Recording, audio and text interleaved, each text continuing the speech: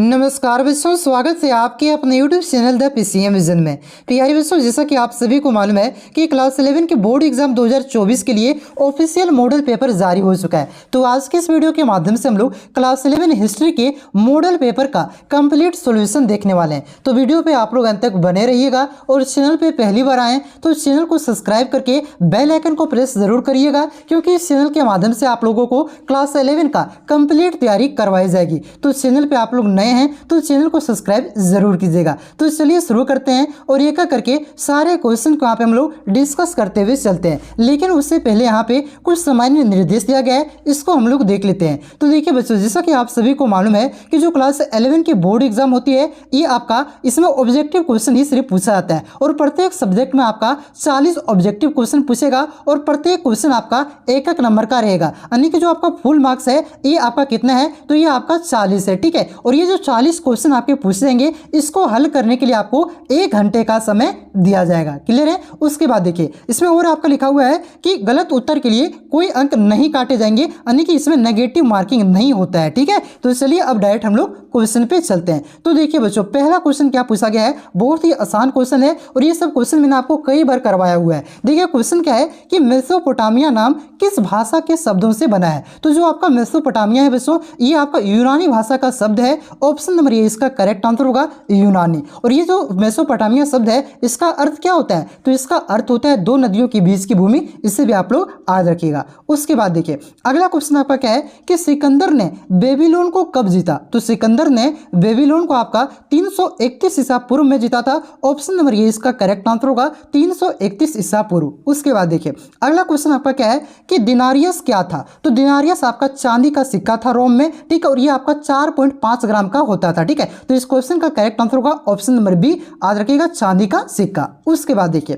अगला क्वेश्चन आपका क्या है कि इतिहास के पिता किसे कहा जाता है। तो याद रखिएगा, इतिहास का पिता आपका हेरोडोटस को कहा जाता है। ऑप्शन नंबर सी इसका करेक्ट आंसर होगा, हेरोडोटस। उसके बाद देखिए अगला क्वेश्चन आपका क्या है कि रोमन साम्राज्य का प्रथम सम्राट कौन था। तो रोमन साम्राज्य का प्रथम सम्राट आपका अगस्टस था। ऑप्शन नंबर ये इसका करेक्ट आंसर होगा, अगस्टस। और जो आपका अगस्त महीना है ना बच्चों, यही अगस्टस के नाम पर पड़ा है, इसे भी आप लोग ध्यान रखिएगा, ठीक है। उसके बाद देखिए अगला क्वेश्चन आपका क्या है कि पहाड़ी की चोटी पर बसे गांवों को क्या कहते हैं। तो पहाड़ी की चोटी पर बसे गांवों को आपका कैस्टेला कहा जाता है। ऑप्शन नंबर 20 का करेक्ट आंसर होगा, कैस्टेला। उसके बाद देखिए अगला क्वेश्चन आपका क्या दिया गया है, अगला क्वेश्चन आपका कि इकाईट से क्या तात्पर्य है। तो इकाईट से तात्पर्य होता है अश्वरोही। ऑप्शन नंबर डी इसका करेक्ट आंसर होगा, अश्वरोही। उसके बाद देखिए अगला क्वेश्चन आपका क्या है कि रोमन साम्राज्य में गणतंत्र का काल कब से कब तक चला था। तो रोमन साम्राज्य में जो गणतंत्र का काल है बच्चों, ये आपका 509 ईसा पूर्व से लेकर के 27 ईसा पूर्व तक चला था। तो इस क्वेश्चन का करेक्ट आंसर होगा ऑप्शन नंबर ये, 509 ईसा पूर्व से 27 ईसा पूर्व। उसके बाद देखिए अगला क्वेश्चन आपका क्या है कि गृह युद्ध से क्या तात्पर्य है। तो गृह युद्ध का मतलब होता है अपने ही देश में सत्ता प्राप्ति के लिए सशस्त्र संघर्ष करना। तो इस क्वेश्चन का करेक्ट आंसर हो जाएगा ऑप्शन नंबर बी, अपने ही देश में सत्ता प्राप्ति के लिए सशस्त्र संघर्ष को भी क्या कहते हैं, गृह युद्ध कहा जाता है। उसके बाद देखिए अगला क्वेश्चन आपका क्या है कि बर्बर शब्द किस भाषा से उत्पन्न हुआ है। तो जो आपका बर्बर शब्द है बच्चों, ये आपका यूनानी भाषा से उत्पन्न हुआ है, यूनानी भाषा से इसकी उत्पत्ति हुआ है। तो इस क्वेश्चन का करेक्ट आंसर होगा यूनानी। उसके बाद देखिए अगला क्वेश्चन आपका क्या है कि जर्मन शब्द फ्यूड का अर्थ है। तो जो आपका शब्द है फ्यूड बच्चों, ये कौन से भाषा का शब्द है, तो ये आपका जर्मन भाषा का शब्द है। और इसका अर्थ क्या होता है, तो इसका अर्थ होता है एक भूमि का टुकड़ा। ऑप्शन नंबर 20 का करेक्ट आंसर होगा, एक भूमि का टुकड़ा। उसके बाद देखिए अगला क्वेश्चन आपका क्या है कि आवावर मूलतः थे। तो आवावर मूलतः आपका घुमक्कड़ थे।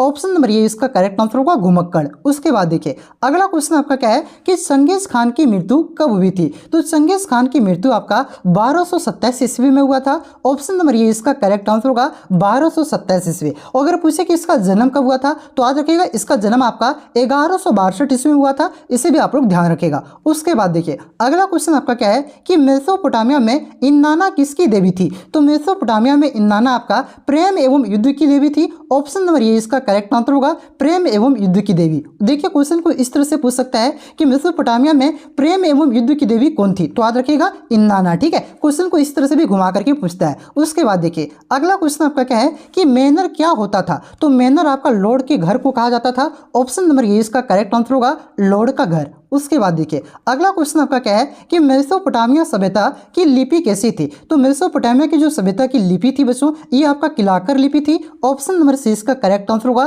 किलाकर। देखिए अधिकतर क्वेश्चन मैंने आपको पहले भी जब इंपॉर्टेंट क्वेश्चन करवाया था वहां पे करवाया हुआ है, ठीक है, वही सब आपका मॉडल पेपर में है। और आने वाले जो आपका बोर्ड एग्जाम है उसमें भी डायरेक्ट आपका क्वेश्चन हम जो इंपॉर्टेंट करवा रहे हैं उससे भिड़ेगा बच्चों, ठीक है। तो चैनल से जुड़े जाइए और कौन कौन से सब्जेक्ट का आपको डिटेल में तैयारी करना है आप लोग कमेंट करके जरूर बताइएगा। चलिए क्वेश्चन देखिए क्या है आपका कि तीर्थ क्या था। तो तीर्थ आपका था एक तरह का कर था, यानी कि एक तरह का टैक्स था। ऑप्शन नंबर ये इसका करेक्ट आंसर होगा एक तरह का कर। उसके बाद देखिए अगला क्वेश्चन आपका क्या है कि फ्रांसीसी समाज में अभिजात वर्ग किस श्रेणी में सम्मिलित है। तो फ्रांसीसी समाज में जो अभिजात वर्ग है इसे द्वितीय वर्ग में सम्मिलित किया गया है। ऑप्शन नंबर 20 का करेक्ट आंसर होगा द्वितीय वर्ग। उसके बाद देखिए अगला क्वेश्चन आपका क्या है कि वर्तमान में फ्रांस में किस प्रकार की सरकार है। तो वर्तमान समय में फ्रांस में आपका गणतंत्रीय सरकार है, यानी कि जिस प्रकार में भारत का प्रेसिडेंट बदलता है उसी प्रकार से वहां पे जो वहां का प्रेसिडेंट है ये लोकतंत्र के द्वारा यानी कि जनता के द्वारा चुनाव उसका होता है, ठीक है। तो वर्तमान समय में फ्रांस में किस प्रकार की सरकार है तो गणतंत्रीय सरकार है। ऑप्शन नंबर 20 का करेक्ट आंसर होगा। उसके बाद देखिए अगला क्वेश्चन आपका क्या है कि द लास्ट सफर चित्र किसने बनाया। तो जो आपका लास्ट सफर चित्र है बच्चों ये आपका लियोनार्डो दा विंची ने बनाया है। ऑप्शन नंबर ये इसका करेक्ट आंसर होगा लियोनार्डो दा विंची। उसके बाद देखिए अगला क्वेश्चन आपका क्या है कि ईसाई धर्म में ईस्टर से क्या आशय है। तो ईसाई धर्म में ईस्टर का आशय है ईसा मसीह के पुनर्जीवित होने का प्रतीक, ठीक है। जो ईसा मसीह के पुनर्जीवित होने का प्रतीक है उसी को आपका ईस्टर कहा जाता है। ऑप्शन नंबर ये इसका करेक्ट आंसर होगा। उसके बाद देखिए अगला क्वेश्चन आपका क्या है कि the civilization of the Renaissance in Italy नामक पुस्तक की रचना किसने की। तो the civilization of the Renaissance in Italy नामक पुस्तक की रचना आपका बर्कहार्ट ने किया है। ऑप्शन नंबर 20 का करेक्ट आंसर हो जाएगा बर्कहार्ट। उसके बाद देखिए अगला क्वेश्चन आपका क्या है बच्चों कि द प्रिंस नामक पुस्तक की रचना किसने की। तो द प्रिंस नामक पुस्तक की रचना आपका मैकावली ने किया है। ऑप्शन नंबर ये इसका करेक्ट आंसर हो जाएगा मैकावली। उसके बाद देखिए अगला क्वेश्चन आपका क्या है कि नाइट्स कौन थे। तो नाइट्स आपका घुड़सवार सैनिक को कहा जाता था। ऑप्शन नंबर ये इसका करेक्ट आंसर हो जाएगा घुड़सवार सैनिक। उसके बाद देखिए उसके बाद अगला क्वेश्चन है कि छापे खाने यानी कि प्रिंटिंग प्रेस का निर्माण किसने किया। ये बहुत ही आसान क्वेश्चन है। इस क्वेश्चन को आप लोग क्लास 9 से ही पढ़ते आ रहे होंगे। चलिए देखते हैं कि कितना बच्चे जानते हैं। जो भी जानते हैं वीडियो को रोकिए और कमेंट करके जरूर बताइएगा कि छापे खाने का आविष्कार किसने किया था, यानी कि इसका निर्माण किसने किया था। और जो नहीं जानते हैं वो याद कर लीजिए छापे खाने यानी कि प्रिंटिंग प्रेस का आविष्कार यानी कि निर्माण ये आपका गुटेनबर्ग ने किया था। ऑप्शन नंबर 20 का करेक्ट आंसर होगा गुटेनबर्ग। उसके बाद देखिए अगला क्वेश्चन आपका क्या है कि इसाबेला द इस्ते कौन थी। तो इसाबेला द इस्ते ये आपका मंटुआ राज्य की रानी थी। ऑप्शन नंबर 20 का करेक्ट आंसर होगा मंटुआ राज्य की रानी। उसके बाद देखिए अगला क्वेश्चन आपका क्या है कि चीन की साम्यवादी पार्टी की स्थापना कब हुई। तो चीन की जो साम्यवादी पार्टी है इसकी स्थापना 1921 में किया गया था। ऑप्शन नंबर 20 का करेक्ट आंसर होगा 1921। उसके बाद देखिए अगला क्वेश्चन आपका क्या है कि प्रिंसिपिया ऑफ मैथमेटिका किनके द्वारा रचित है, यानी कि ये जो पुस्तक है आपका प्रिंसिपिया ऑफ मैथमेटिका इस पुस्तक के लेखक कौन है, इसकी रचना किसने किया है। तो इसकी रचना आपका न्यूटन ने किया है। ऑप्शन नंबर 20 का करेक्ट आंसर होगा न्यूटन। उसके बाद देखिए अगला क्वेश्चन आपका क्या है कि किसने यह घोषणा की कि पृथ्वी समेत सारे ग्रह सूर्य के चारों ओर परिक्रमा करते हैं, यानी कि पहली बार इस बात को किसने बताया कि जो हमारा पृथ्वी है और भी जो अन्य ग्रह हैं ये सारे ग्रह आपका सूर्य की परिक्रमा करते हैं। तो ये किसने बताया था पहली बार, ये आपका कोपरनिकस ने बताया था, ठीक है। ऑप्शन नंबर 20 का करेक्ट आंसर होगा कोपरनिकस। उसके बाद देखिए अगला क्वेश्चन आपका क्या है कि सोसाइटी ऑफ जीसस नामक संस्था किसने स्थापित की थी। तो सोसाइटी ऑफ जीसस नामक जो संस्था है बच्चों ये स्थापित किया था आपका इग्नेशियस लोयोला ने, ठीक है। किसने किया था तो इग्नेशियस लोयोला ने किया था। ऑप्शन नंबर सी इसका करेक्ट आंसर होगा। उसके बाद देखिए अगला क्वेश्चन आपका क्या है कि मार्टिन लूथर किस देश का निवासी था। तो मार्टिन लूथर आपका जर्मनी का एक धर्म सुधारक था। ऑप्शन नंबर ये इसका करेक्ट आंसर होगा जर्मनी। देखिए सारा क्वेश्चन लगभग पढ़ाया हुआ क्वेश्चन है, मतलब जितना भी मैंने आपको इंपॉर्टेंट करवाया था वो सारा क्वेश्चन यहाँ पे मॉडल पेपर में आपको मिल जाएगा। चलिए क्वेश्चन देखिए क्या है कि रेड इंडियन कहाँ के मूल निवासी थे। तो रेड इंडियन आपका उत्तरी अमेरिका के मूल निवासी थे। ऑप्शन नंबर सी इसका करेक्ट आंसर होगा उत्तरी अमेरिका। अगला क्वेश्चन देखिए आपका क्या है कि ब्रिटेन ने संयुक्त राज्य अमेरिका को एक स्वतंत्र देश के रूप में कब मान्यता दी। तो ब्रिटेन ने संयुक्त राज्य अमेरिका को एक स्वतंत्र देश के रूप में 1781 में मान्यता दिया था। ऑप्शन नंबर 20 का करेक्ट आंसर होगा 1781। देखिए ये जो आपका संयुक्त राज्य अमेरिका है इसका ये पहले आपका ब्रिटेन का ही गुलाम था, यानी कि जिसने भारत को गुलाम बनाया था इन्होंने पहले आपका अमेरिका को भी गुलाम बनाया था। ये आप लोग ध्यान रखिएगा। और अमेरिका कब आजाद हुआ था, यानी कि ये स्वतंत्र देश के रूप में इससे कब मान्यता मिला था, तो याद रखिएगा 1781 में। उसके बाद देखिए अगला क्वेश्चन आपका क्या है कि कैनबरा को ऑस्ट्रेलिया की राजधानी कब बनाई गई? तो कैनबरा को ऑस्ट्रेलिया की राजधानी ये बनाया गया था 1911 ईस्वी में। ऑप्शन नंबर सी इसका करेक्ट आंसर होगा 1911। अगला क्वेश्चन देखिए आपका क्या है कि जापान में मेजी पुनर्स्थापना कब हुई?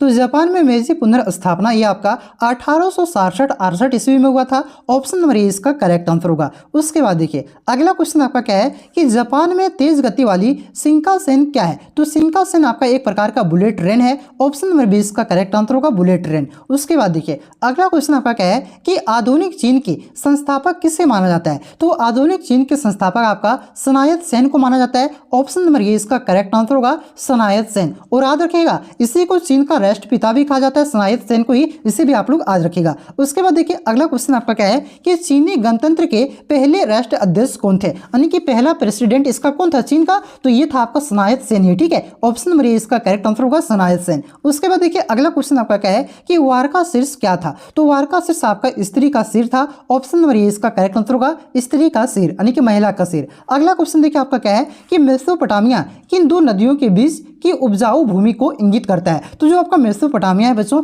ये दो नदी है आपका दजला और फरात के बीच स्थित है। तो इस क्वेश्चन का करेक्ट आंसर होगा ऑप्शन नंबर बी, दजला एवं फरात के जो उपजाऊ भूमि है इन दोनों नदियों के बीच, उसी को इंगित करता है। ऑप्शन नंबर बी इसका करेक्ट आंसर होगा। तो यहाँ पे मैंने जो आपका ऑब्जेक्टिव क्वेश्चन था बच्चों, इसका यहाँ पे मैंने आपको कंप्लीट सोल्यूशन करवा दिया है और आपके बोर्ड एग्जाम में सिर्फ ऑब्जेक्टिव क्वेश्चन ही पूछे जाएंगे। भले ही वीकली टेस्ट में आपका सब्जेक्टिव क्वेश्चन पूछा गया था, लेकिन आपके फाइनल बोर्ड एग्जाम में जो कि आपका 27 फरवरी से शुरू है, उसमें सिर्फ ऑब्जेक्टिव क्वेश्चन ही पूछा जाएगा और इस चैनल के माध्यम से आपका कंप्लीट तैयारी करवाई जा रही है। देखिए अभी आपका 3 से 4 वीडियो अपलोड हो चुका है इंपॉर्टेंट क्वेश्चन का। देखिए 3 से 4 ही वीडियो मात्र अपलोड किए हैं और उससे से देखिए आपका अधिकतर क्वेश्चन मॉडल पेपर में देखने को मिल रहा है। तो जो भी क्वेश्चन मैं आप सभी को करवा रहा हूं, ये सारा सिलेक्टेड क्वेश्चन करवा रहा हूं जो आपके फाइनल बोर्ड एग्जाम में भी देखने को मिलेगा। और कौन सा सब्जेक्ट को आपको बेहतरीन तरीके से तैयारी करनी है, कौन सा सब्जेक्ट आपका वीक है, वैसे तो सारे सब्जेक्ट का करवाऊंगा, लेकिन आप लोग जिसका डिमांड आएगा उसका थोड़ा कुछ ज्यादा वीडियो अपलोड करूंगा, ठीक है। तो आप लोग कमेंट करके जरूर बताइएगा और इस वीडियो को जितना हो सके